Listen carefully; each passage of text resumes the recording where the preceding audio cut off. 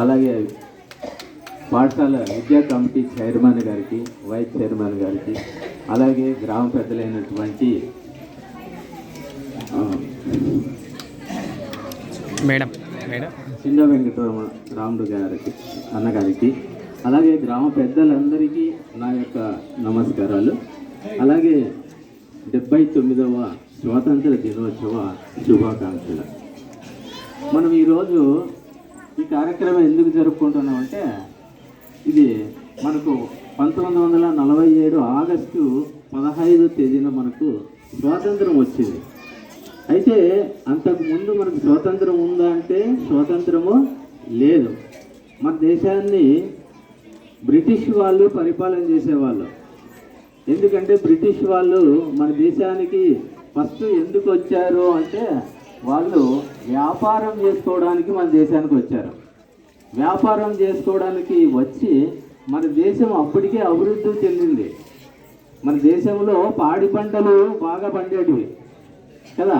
ఇక్కడున్న సంపదలను ఎలాగైనా వాళ్ళ దేశానికి తరలించాలనే ఉద్దేశంతో వాళ్ళు మన దేశాన్ని ఎలాగైనా ఆక్రమించాలనుకున్నారు.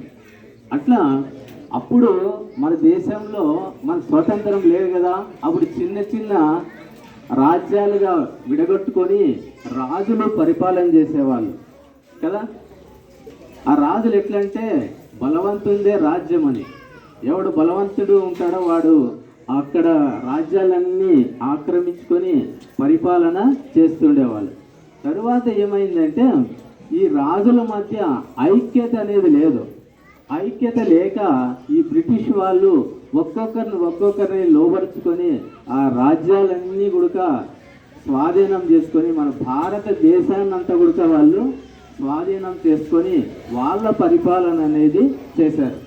అట్లా మన దేశాన్ని దాదాపు 200 సంవత్సరాలు పరిపాలన చేసి మన దేశంలో ఉన్న సంపదలన్నీ కూడా వాళ్ళు బ్రిటిష్ వాళ్ళు తీసుకొని పోవడము జరిగింది. అలాగే ఈ స్వాతంత్రం తీసుకురావడానికి ఎంతోమంది మన దేశం నాయకులు, గాంధీ మహాత్ముని నాయకత్వంలో అనేక ఉద్యమాలు జరిపి చిట్ట చివరకు మనకు స్వాతంత్రం అనేది తీసుకొని వచ్చారు. అంటే శాసన ఉల్లంఘన ఉద్యమం, తర్వాత సహాయ నిరాకరణ ఉద్యమం, ఉప్పు సత్యాగ్రహం, ఇలాంటివి ఎన్నో, సిపాయిల తిరుగుబాటు, ఇవన్నీ జరిగిన తరువాతనే చిట్ట చివరికి మన దేశానికి స్వాతంత్రం అనేది 1947 ఆగస్టు 15వ తేదీని ఇచ్చేసి వాళ్ళ దేశానికి వెళ్ళిపోయారు.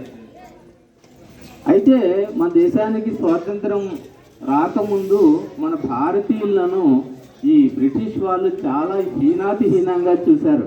అంటే అనేక కష్టాలను పెట్టారు.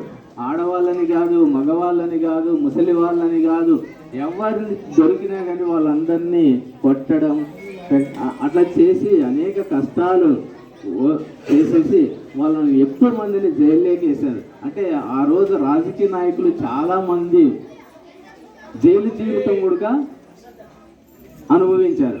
వాళ్ళ యొక్క కష్ట ఫలితమే మనకు స్వాతంత్రం రావడము జరిగింది.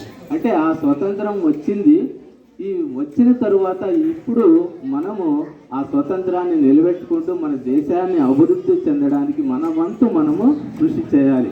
అయితే నేటి బాలలే రేపటి పౌరులు అన్నారు కాబట్టి ఈరోజు మీరంతా చిన్నపిల్లలే, మీరంతా పెద్ద అయిన తర్వాత బాగా చదువుకొని దేశానికి ఎన్నో సేవలు చేయాల్సిన అవసరము ఉంది. మీలో రాజకీయ నాయకులు కావచ్చు, డాక్టర్లు కావచ్చు, టీచర్లు కావచ్చు, ఎన్నో ఉద్యోగాలు వచ్చే అవకాశం ఉంది. కాబట్టి మీరు కూడా దేశానికి సేవలు చేయాలి. అలాగే మన పాఠశాల దగ్గరకు వస్తే మనకు సార్ చెప్పాడు, కొంచెం అకామిడేషన్ అనేది మనకు తక్కువ ఉంది. అదే గ్రామ పెద్దలు వాళ్ళంతా మాట్లాడి మనకేదో అక్కడ పరిష్కారం చూపిస్తామన్నారు. అది తొందరగా అయిపోతే నెక్స్ట్కి మనము కొన్ని క్లాసులు అక్కడ పెట్టుకునే అవకాశం ఉంటుంది. గ్రామ పెద్దలకు మరోసారి విజ్ఞప్తి ఏమంటే, మాకు సాధ్యమైన తొందరగా మీరు దాన్ని పరిష్కరిస్తే మాకు బాగుంటుంది. ఎందుకంటే క్లాసులు పెట్టుకోవడానికి చాలా ఇబ్బందిగా ఉంది. పిల్లలందరినీ బయటే కూర్చోబెట్టుకుంటున్నాము. అదొకటి. టీచర్లు అందరూ ఉన్నారు, బాగా రెగ్యులర్గా వచ్చే టీచర్లు అందరూ, రాని వాళ్ళు ఎవరు లేరు. పిల్లలకు కూడా ప్రతిరోజు హోంవర్క్ ఇస్తూ అందరికీ చేస్తున్నాము.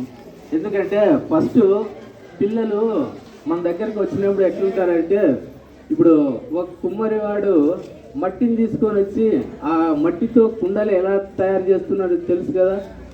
అలాగే ఏమీ తెలియని అటువంటి చిన్న పిల్లల్ని తీసుకొని వచ్చి మేము వాళ్ళను ఒక గాజు బొమ్మలాగా తయారు చేస్తున్నాం. అంటే మేము చాలా కష్టపడుతున్నాం అంటారు, కానీ అవి వాళ్ళకి ఏమి ఏదో ఊరికే వస్తారు పోతారని.